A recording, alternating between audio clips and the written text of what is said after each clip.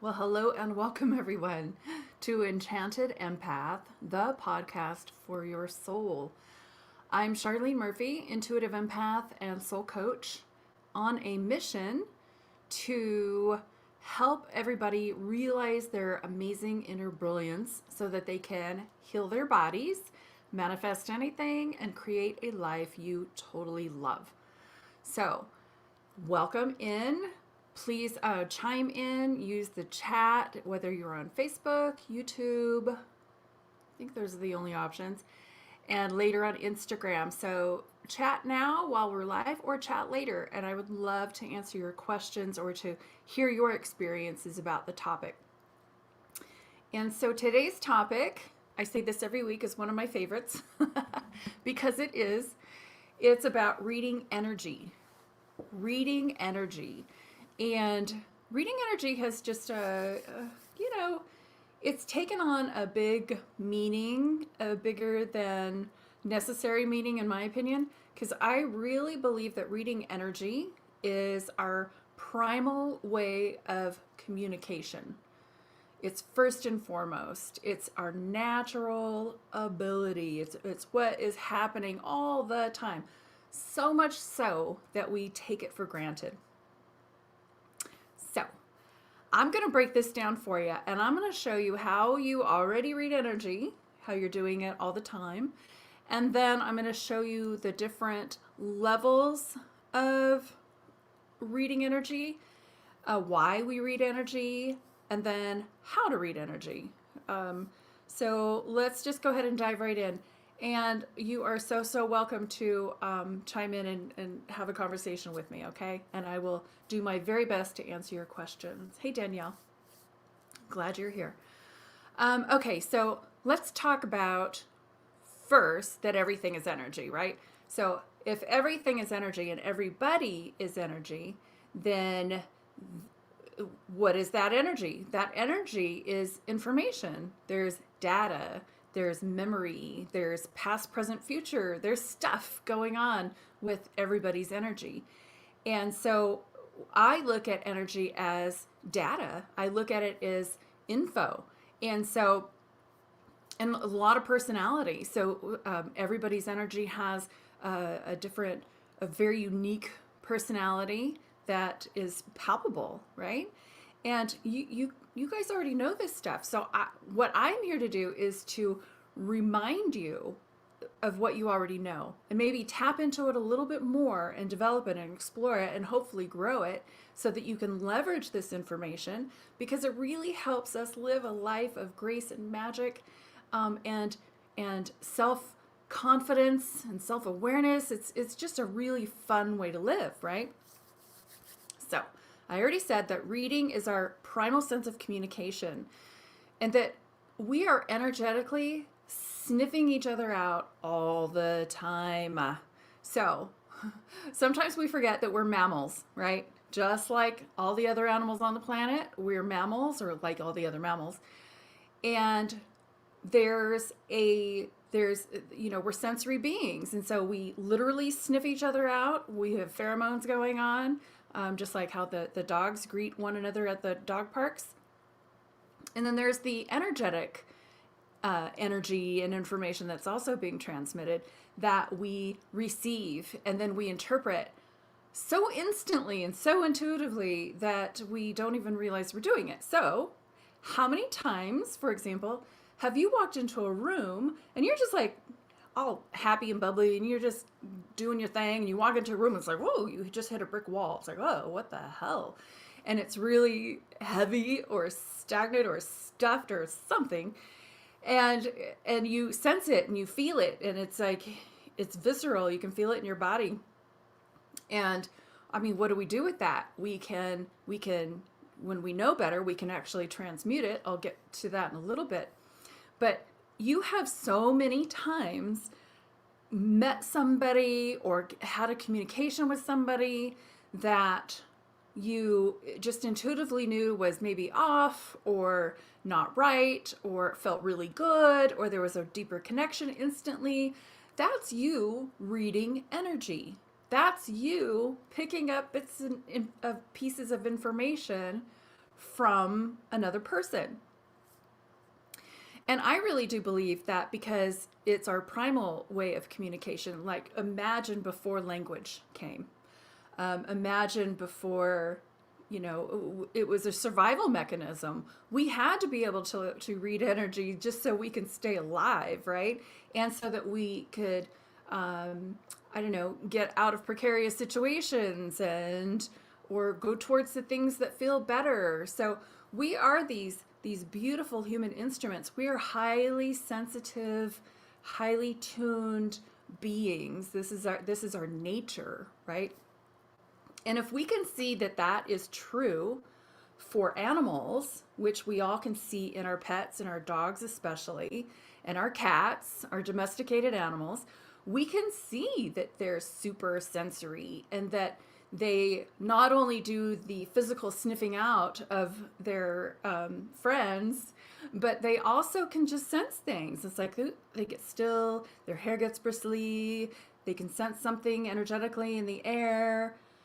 They can know if they like somebody or not like somebody instantly, and they get, that's all reading energy. That's us or them being sensitive to the energetic information of the energy field around another person. We, my friends, are not much different. We are the same way. So we can also sense that energetic information, and we do sense it. How many times have you met somebody and the hair on the back of your neck stands up? Or you just feel like, oh my gosh, this is not a good situation. I got to leave, right? And if we listen to those messages more and better, more frequently, we would be better off. And so that's why I teach this stuff. I love this stuff. It's communication. It's not woo-woo. It's not scary. It's not evil. It's not in the dark arts. It's just communication on the energetic level. And I'm really happy to say that there are a lot of people in the science world, like Joe Dispenza, Bruce Lipton, who write about this stuff and teach about it, and then they use scientific tools to measure it and to show the results of things. So it's becoming more legitimized. And as we understand this relationship that we have with energy, and that we are energy and we're interacting with it all the time, it's measurable, it's readable, it's accessible, then we can just step more gracefully into who we really are and gather info. And I'll share why we need to do that in a minute. I'm sure you already have a few good reasons or guesses why. All right, so I want to talk next about, okay, so Danielle asks, let me see if I can see that without my glasses. Is that the gut feeling? Let's show that. Is that the gut feeling we have about someone, good or bad? That's exactly what it is. And I'm going to get into the hows in a little bit, but the gut feeling is a big, huge one. That's your intuition that's speaking to you. That's you receiving info, and then we translate it or we respond to it. If we catch it early enough, we just intuitively respond to it. The problem is that all of us are very intuitive, and what happens is, instead of acting on the impulse, a lot of times what we do is we translate it in our brain, and it gets lost in translation, right? So you hear like stories about women who have been abducted, not to be, dark, but more times than not, they will say, I knew I shouldn't have got into that car. I knew I shouldn't have gone with this person. But that polite little girl with her manners didn't want to hurt their feelings. And so she went against her initial feeling, her gut feeling, and went along. And then, this other stuff ensues. I'm just grateful that they're here to tell their stories, that they survived their situations, and then they can share and again legitimize that gut feeling and how important it is and how real and basic and primal it is. We don't have to study how to be psychics and how to be intuitives to access it. It's already here. Now we can study to enhance it and grow it, since our culture really doesn't support it so much, and we rely more on our rational minds than our intuitive gifts. So that's where people like me come in handy, so that we can help and coach you do this better and more on demand. And I'm going to show you some tricks today on how to do that more on demand. So keep asking those questions. That was a great one. Thank you. So let's talk about the levels of reading energy. So a lot of my colleagues, my intuition or psychic development colleagues, will always say that we need to ask permission. And I'm here to say, no, we don't, because because if you imagine your intuition or your ability to sense or read or receive energy from somebody, like listening to a conversation, say you're on the bus and it's filled with people, and you're overhearing conversations and you're overhearing babies crying, do you need to go up to them and say, may I please listen to your conversation? May I please listen to your baby cry? No, because the transmission, the loudness, the level of energy is obvious. So that's level number one, is obvious energy. And so we're walking into situations where the energy is very obvious. It's very readable. It's very receivable. And you'll see that I say reading energy a lot because I'm a visual and I love literature. I was an English teacher, and so cracking people open is like cracking a book open to me. It's like it's just full of information and energy. So some people will read, some people will just know, and some people will feel it, right? And I'm going to get into that in just a little bit more in detail. So that first level of reading energy is obvious. It's apparent. It's everywhere, and so you can't help but read it, especially when you're in danger. It's like, oh, thank God we have that ability to read energy and to act accordingly.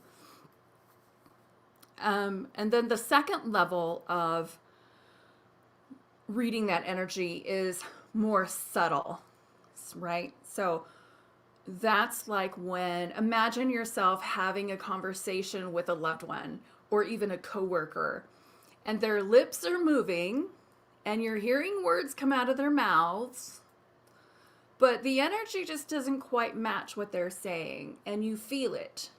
Or you sense it, or you read it. There's something off. And you know that they're not maybe sharing the whole story, or that there's way more to it. And it just makes you go, And these are those times where we can go a little deeper if we wanted to. But those are those times that I think that we really need to pay attention.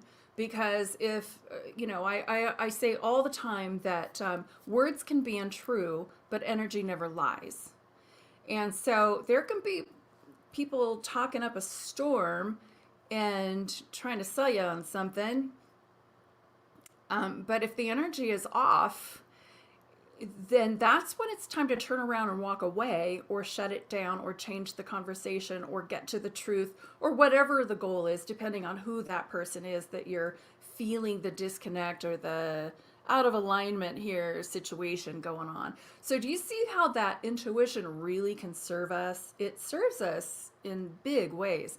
So I want to tell you a little story about when I started to explore this whole phenomenon of reading energy and realizing that everything is energy, and how come it's so easy for me to read it, right? I went back in time and I realized that my childhood had a lot to do with this, on a very practical matter. So I grew up in a really volatile house where, my dad was a raging alcoholic and just a scary guy. He was my favorite person because, I was daddy's girl sometimes, but I was scared to death of him at other times. It was just a very mixed bag. I never knew what I was going to get. So with my father, I had to walk on eggshells, right? And I remember every day after school, that was like my time, my good time, and I would do my homework and hang out. But then I would start to sense when my father was going to be coming home, and I would start to get really anxious, like, oh crap, who is he going to be today? How do I need to be when he gets here? Because he was just so unpredictable. Like if we didn't greet him at the door, he would say stuff like, what am I, chopped liver? Nobody cares about me. But then if you do greet him at the door, he's like, Jesus, can a person get a break for 5 minutes before they. So it was like, oh, you never knew. So I remember, and I wouldn't use these words when I was a kid, but it's exactly what I was doing. I was tuning into his energy to see how he was going to be before he walked in the door. So I knew how to be when he walked in the door. And I knew if I should approach or retreat. And so I got really good at reading my dad's energy. It was all out there. He was an open book, but I can read his energy when he wasn't even home. And that's how I just really come to the conclusion that this is really a survival mechanism. And the awareness of doing that didn't occur to me though until I was a lot older. So I was a slow learner, I guess, about that. But I'm really grateful that I was able to do it. And you know how it connected for me is when I lived in Long Beach, and I lived in a cute little apartment below a woman who had a cute little chihuahua named Olivia. And this dog, I kid you not, would start howling about 20 to 30 minutes before Barbara, her mom, got home. And it was just like clockwork. And I'd be, what is Olivia howling at? Why is Olivia howling? And she was like, oh, she was ready. She's ready for mom to come home from work, right? And so it started to realize that, oh, okay, Olivia howls, Barbara's going to be home. Olivia howls, Barbara's going to be home. So I started to see the pattern, and then I realized that, oh, that's exactly what I was doing when I was a kid in tapping into my father's energy before he got home, so I knew how to be. Olivia's was just that she loved and missed her mom so much. Mine was, oh, Jesus, how am I going to be when he gets here, So, I mean, if they can do it, why can't we? We're all mammals. It just makes perfect logical sense to me. So, that is level 2. So there's the obvious, and then there's the subtle, and then the third level that I've kind of crafted here on my own is that unknown or that hidden energy, that those question marks. It's like, what's going on here? And this is where we have to dig a little deeper, and we have to intentionally crack a person open or crack that energy open and look a little deeper. Now, this is where sometimes maybe it's, it's more appropriate to get permission, but I still say not. I still say you don't have to do that because we're all made of the same stuff. And so it just takes a little bit more focus and a little bit more ability to go into the unknown and to see what's around and to read that energy. And I'm going to share a few little tricks that I do to do that easier. But first I want to say why. Why would we need to do that? Are we just being nosy? Am I just being snoopy? Absolutely not. There's reasons for this. Hi, Kate. I see Kate here. One of those is that without divulging any names or information, but I get some of my clients who are interested in doing some online dating and they want me to go do some intel on people. Okay, so I do. And this is something that you can do as well, right? But we can go into a person's bubble, basically, is how I do it, and we can gather information and intel based on the energy that they're surrounded with or by. So it's not just to be nosy, it's to get to the bottom of things. It's to get to the truth of the matter, the heart of the matter, somebody's intentions, right? And so we can also gather that information, like I said earlier, and we can be a healing balm. We can change the energy. We can raise the vibration. If we like bump into an energy that is a little rough around the edges, we can smooth it out. We can stand in a place of healing and peace. We can just do some basic research And guess what? This has been going on for a long time. Even the military does this in remote viewing. You know, they have a science around it where they train their personnel how to focus their minds to on a target and then go and look around and gather information and visuals and what do they hear, and just it's a process of imagination, tapping in, slowing down, and receiving information. And this is something that we can all do, and like I said many times before, that we all do all the time, right? Now we can just do it with more intention and more goal and more focus. Okay, let's see if we have any questions. We're all good. So let's talk about the how. So how do we tap into that information? How do we crack that energy? How do we go in there? Well, 2 things that apply to everybody, and then 3 things that are particular to you. So the first 2 things, one is imagine that you can. Imagine that you always do. Imagine that you can, if you can do it unintentionally, then why couldn't you do it intentionally? Of course you can, right?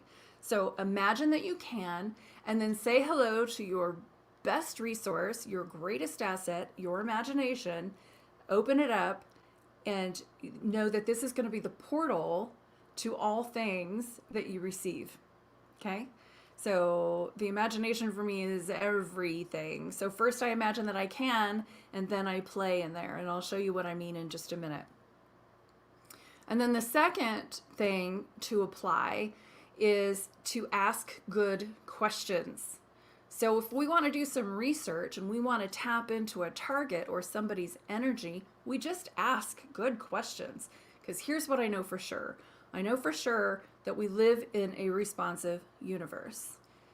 And we're all a part of that universe. And so everybody's energy is also responsive or readable, right? We can read or go in and gather. So ask good questions, and that will direct your energy to the target and eliminate a lot of excess noise, right? So that's a big part of this whole process, to be able to narrow your focus and go zoom and go into your target. So those are the 2 that everybody has and that can utilize, but needs to utilize in order to do this reading energy intentionally. But then there are 3 specific kinds of ways that we are wired to receive it. And everybody's a little different. So I'm going to talk about the top 3. So this has to do with our senses.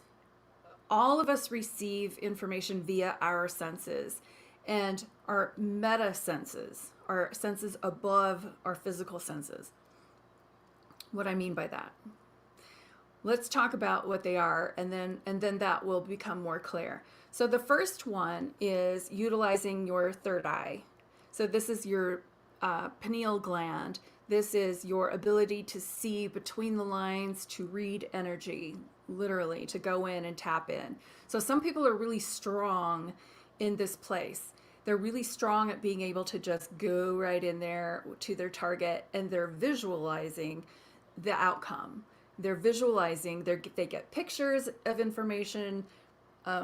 Excuse me, I get a lot of cartoons. That's when I know that it's like Captain Obvious is trying to be, giving me a strong signal about something. And the third eye can also be very, what's the word? Kind of sterile, right? So it's like just the facts.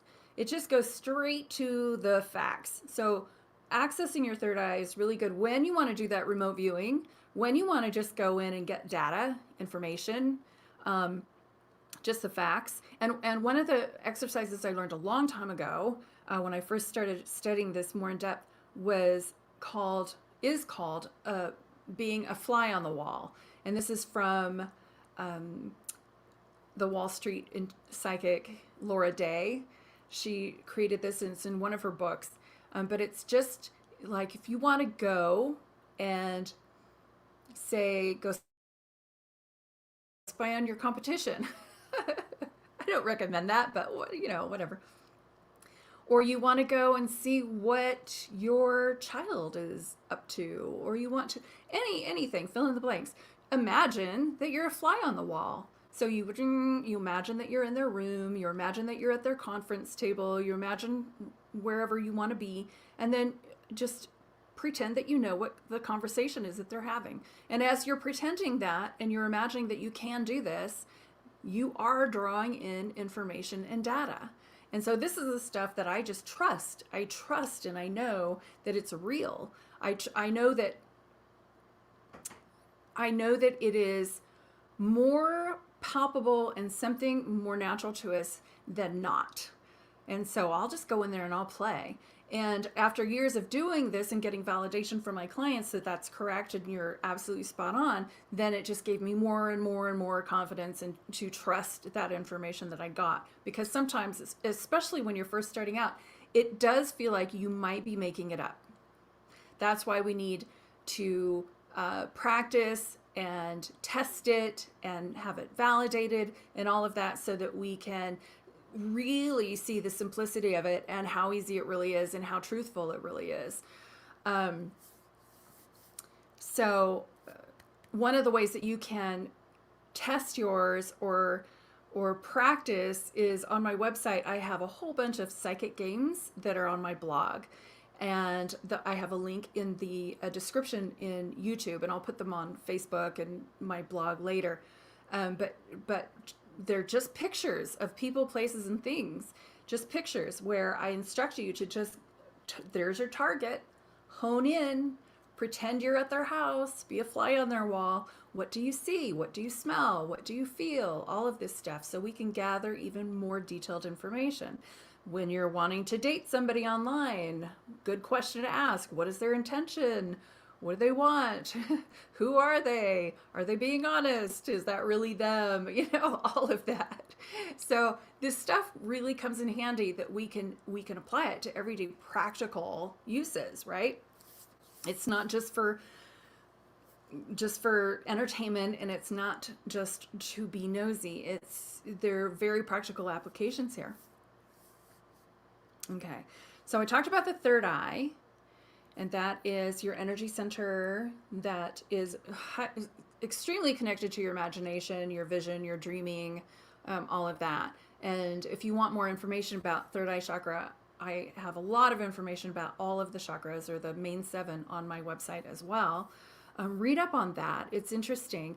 And then the second one is the heart chakra. So the information can come through the third eye, the crown, the heart, probably many others, but those are the 3 that I'm focusing on today. The heart chakra, those are the empaths. So those are the people who feel everything. And so I can access both and all. And when you get practiced and you're just trained in this stuff, it's interesting because sometimes when you're going into reading some energy and I can feel things I don't want to feel, I'll just click it up there and I'll get more analytical and I'll shift the focus to my third eye so I can just grab the info, grab the data, because I don't want to, like, for instance, cry in a session. But most of the time, my first response is feeling. Just like Danielle. So the gut feeling, but that it's actually the empathic information coming through the body, and then it translates into different places. It's like, so feeling in the gut, that anxiety, the nervousness, all of the anticipation, the excitement, that's all empathic, heart recepting information. That's how you receive it, right? So that's why I'm always telling people, it's like, you want to know something, put your hand on your heart and say, if my heart knew, it would say, and because it does know, because it is, just this receptor for energy, from other people, places, and things. And so when we realize that about ourselves, it just becomes more and more easy for us to tune in, tap in, ask those questions, get the info, and get on with our day, right? So that's the heart chakra and feeling it in your body. And then the crown chakra that I mentioned earlier, that's the energy center at the top of your head, and that's your connection to energy. It's just that's when you just know. It's like, I don't know how I know, I just know. How many times have you had that experience happen? And see how you probably do all three, right? But there's probably one that's going to be more strong or more dominant than the others. But how many times have you just said to yourself, wow, I knew that. I knew that was going to happen. Or I knew that before you said anything. Or that somebody's about to say something and you knew they were going to say that. Or, you just knew. Explain that. Well, that's what I'm doing. I'm explaining it. It's like energy is always telling on itself. Everybody's telling on itself. There's stories being told all the time, all around us. And so sometimes it just hits us, boom, boom, boom, and that's the stuff that's happening to most people all the time. And then other times we have to dig a little deeper and get more of the story and get more details, right? So I'm just saying we can if we want to. And so I also want to invite you to take a quiz that I have on my website. It's called What's Your Intuitive Gift? And once you take this little quiz, it's a short, like 16 question quiz that'll give you a good baseline for how you get your info. Like, are you more third eye, which is, I forget the name, the visual, the clairvoyant, there we go. Or are you more claircognizant, which is the crown chakra, where you just know stuff? Or are you more clairsentient or empathic, where you get your information through your body and you sense it and you feel it? Again, our bodies, our human little vessels, are amazing tools, and they are just highly sensitive receiving utensils. It's pretty amazing when you think of it that way. All right. So I did invite you to take the quiz to find out your gift. And then I want you to just explore and play those psychic games on my blog and just get your journal out. Write down the impressions that you get, have some fun with this.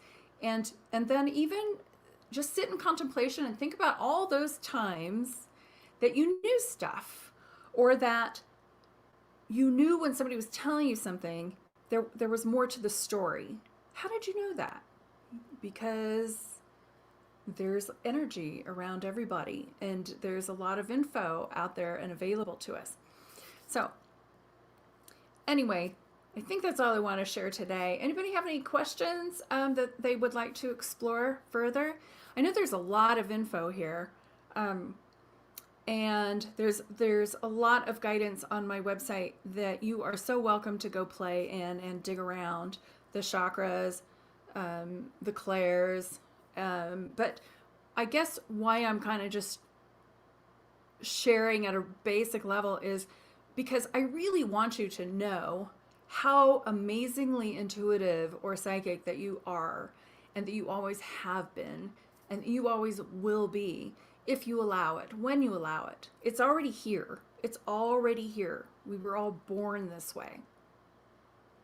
The question is, are you aware of it? And if you are aware of it, are you developing it? Are you playing with it? Are you seeing how it can serve you? Are you seeing how it can keep you safe? Are you seeing how it can keep you in a more honest place? Are you seeing how it can serve, especially moms? We do this all the time with our kids. We know when they're lying. How do we know? Because the energy and the stuff coming out of their mouths don't match, right? And so we feel safer expressing that or knowing that truth when it comes to our kids. But that truth applies to everybody. So if you can do that with your children, you can do that with anybody and everybody. I just want to empower you with that, and knowing that you are a highly tuned instrument to receive information and to read energy, and to automatically read energy, and then read energy on purpose or with intention to gather info and intel. That's when it just gets fun. That's what I do in my work all day long. And so the more you do it, the better you get. It gets easier and easier. And then all of that woo-woo stuff just gets so demystified and thrown out. And so when I'm hearing other people teaching this stuff in that more metaphysical woo-woo way, it makes me so grateful for the scientists who are here now to validate all this stuff in a more logical, sequential, measurable way. I love it. I love it. I feel so validated. Thanks, Joe Dispenza. Thanks, Bruce Lipton. Thanks, you guys. First, I was mad at you guys because it's like, oh, as soon as the guy comes in, now everybody listens. But I'm happy now. I'm happy now because the more people who understand this and leverage it, the more healed we are, the more complete we are, the more we're able to manifest the life of our dreams. You know, it just cuts through so much stuff that is like unnecessary blockages. But anyway, those are topics for other times. Want to just say thank you for being here. You can find me here every Thursday at 12. Today is Friday, though. I had to shift my schedule. But I will see you back here next Thursday. Feel free to ask those questions, chime in, let me know who you are, and I will get back to each and every one of you. All right. Thanks for being here again. Have a great weekend. Take excellent care of yourself and each other. All right. Until next time, take care.